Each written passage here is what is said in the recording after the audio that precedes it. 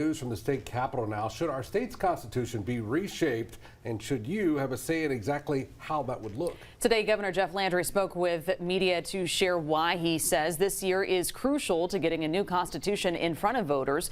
Joining us now is Capitol correspondent Chris Rosado with this. Chris. So the debate over the Constitution is not whether or not it needs to be reshaped, but how it gets restructured. What gets in, what gets taken out, and who makes those calls. If lawmakers are able to pass a revised state constitution, the new version would be placed on a ballot for you to vote on come November, the same time as the presidential election. And polling shows for those elections, that's when the vast majority of voters turn out. It's why the governor says waiting another year would result in less public approval. And then let's say we pass it. My friends in the media would say, well, this is not right.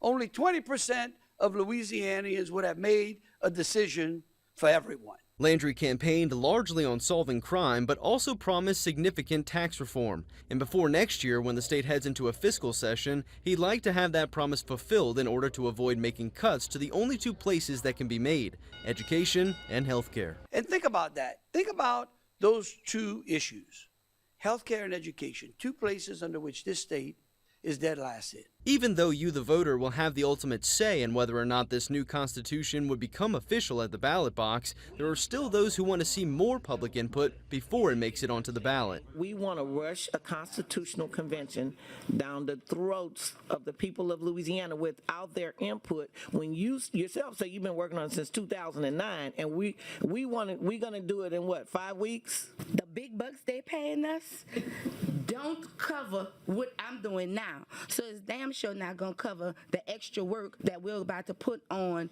each other.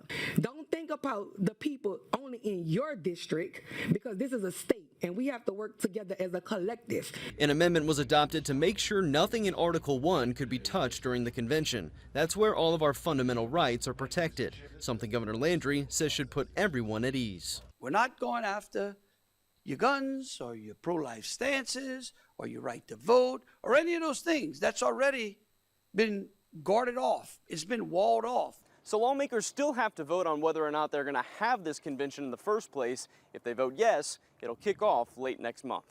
At the Capitol, I'm Chris Rosado. Back to you. Chris, thank you. Let's get you to your weather situation right now. As